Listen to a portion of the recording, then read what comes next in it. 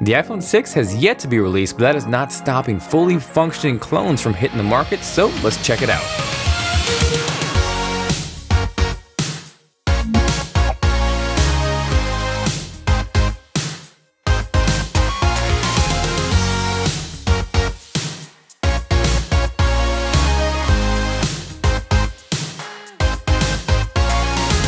Hey guys, Jonathan here with TLD. Hope you guys are doing well. I am back with a very interesting unboxing to say the least. As many of you guys are aware, we're still about a month, maybe two away from the release of Apple's upcoming iPhone 6, but right here in front of me, I have a fully functional iPhone 6 clone that even says iPhone 6 right smack on the box. Just gotta give it a little shake and bake because this box is fighting me on getting it open, but I really found this interesting because if anybody has seen my good buddy Michael's The Detroit Borgs unboxing, his actually came in an iPhone 5 box, so I was pretty surprised when I saw iPhone 6 stamped on the side. So taking a look at the back, you can see it's very consistent in terms of what we've seen so far compared against the dummy mock-ups that leaked earlier this year, the big difference here being obviously it turns on and it functions. So because of those similarities and a few production parts that have leaked recently, I think it's fairly safe to say that this is essentially what the iPhone 6 will look like, give or take. I also just received a handful of iPhone 6 cases from Spigen, which may or may not add credibility to the whole leak and mock-up design, but regardless, if you guys are interested in checking those out, let me know by hitting that like button.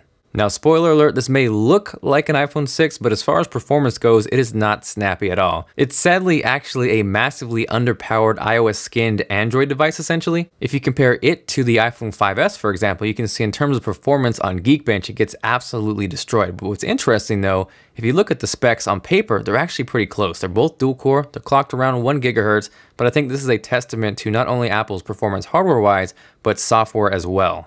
So continuing on with the unboxing, because there actually was content and accessories which I found amusing, the first thing up is a quick start guide, which says hello right smack there on the front, just like Apple products. But if you dig a little bit deeper and look inside, the most hilarious thing that stood out to me is those are iOS 6 screenshots, so yeah.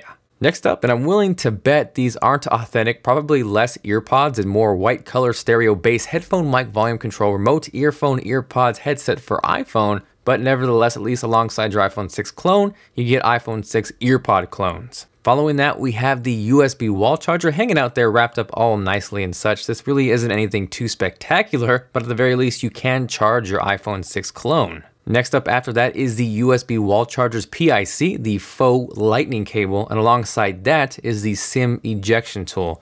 Now obviously I'm not going to bank on the lightning cable being authentic either, but at the very least it was still pretty cool that they included the entire package like you would get with an iPhone.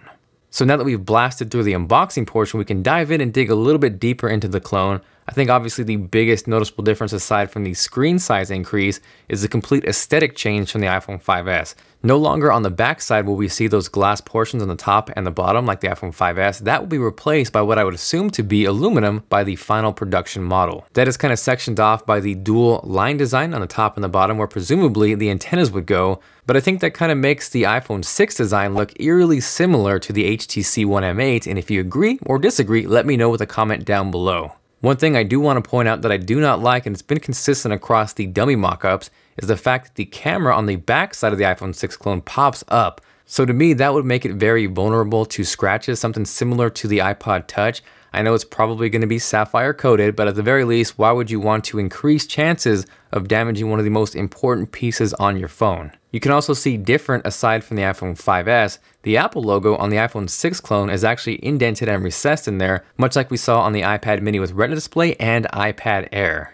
Now another big difference between these two is the actual power and sleep wake button. On the iPhone 5S, it's located on the top right hand side, whereas the iPhone 6 clone that is located on the actual right side above the SIM card tray. Now because the iPhone 6 will presumably feature a larger 4.7-inch display, I think the power button movement makes sense on a device like this. The volume rockers also look like they're getting some sort of makeover on the iPhone 5S. We have those classic circle Apple volume rockers up and down, but on the iPhone 6 clone, those look very similar to what we see on the iPod Touch again. Now as far as whether I like them, dislike them, I'm kind of neutral, but I definitely say the increased size makes them a little bit easier to hit. So like I said previously, this is a fully functional device, but one big difference between this and the real upcoming iPhone 6 is there is no fingerprint Touch ID reader on this clone. So that of course on this device means you are limited to swiping to unlock your phone. Now when I said this thing was not a performer, I meant it. It is extremely, almost laughable laggy,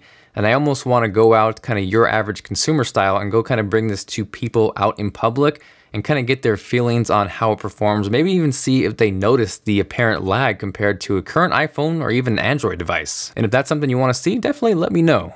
So like I also previously talked about, this essentially is an iOS skinned Android device, and bits and pieces of Android creep out here and there. For example, if you hold down the home button, normally where you would get Siri on an iPhone, on this you get Google Now, which to me is a kind of an upgrade, and I would prefer if I could do that on an actual iPhone. One thing I did notice, and again, if you did watch Detroit Borg's video, it is extremely hard to access the control center on this iPhone 6 clone. Sometimes it almost feels impossible, but I actually got it down almost to a science where if you hold your thumb right there between the bezel and the screen, and then you slide up, you can kind of feel it vibrate, and then you can nail it every single time.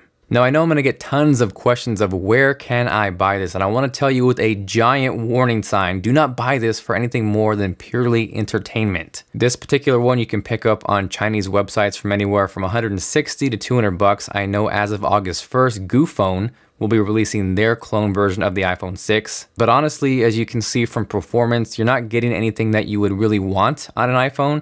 And at this price, for a little bit more, you can get a Nexus 5. Or if you can find it, you can get something like the OnePlus One, which is going to absolutely destroy this in performance and overall just usability. I did get a chance to do a little bit of gaming on this iPhone 6 clone, and it wasn't as bad or as terrible as I would have imagined, but the actual touch screen wasn't really responsive, and it kind of hindered the gameplay and overall enjoyment at times. Regardless, it did give me insights and a better look of what the 4.7-inch iPhone 6 will look like. I do really enjoy watching movies and media on a screen size like this. Honestly, my ideal screen size is anywhere between 4.7 and 5.1 inches. So as far as that goes, that is making me look forward to the actual iPhone 6. Now, in case anyone's curious, that right there is the Shield, and I've always been wanting to watch the series. I've heard great things, big fan of Kurt Sutter. Hadn't really made the plunge to buy any DVD sets or buy it online, but I actually recently started catching up and I'm able to watch the entire series with Hulu Plus. I'm sure a lot of you guys are familiar with Hulu, but Hulu Plus is like jumping from that super small 4-inch iPhone 5S display to the upcoming 4.7-inch iPhone 6 display. Also, if you guys weren't aware, in addition to watching shows at your pace, they actually just inked a deal to stream the entire library of South Park, including new episodes. Obviously, it works on your computer, but it also works on your Xbox, your smart TV, your Apple TV, your Roku, and obviously an iPhone 6 clone. Now, this is only $7.99 a month, but for TLD fans, you guys can actually get an extended 14-day free trial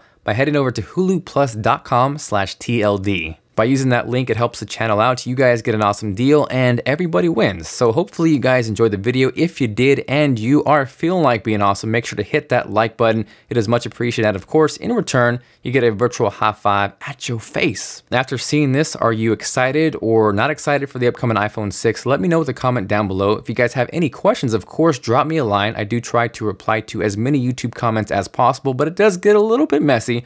So the absolute best way to get in contact with me is on Twitter at TLD Today, which is linked below, along with all the gear that I use to make these videos. Aside from that, again, this is Jonathan, and I will see you guys later.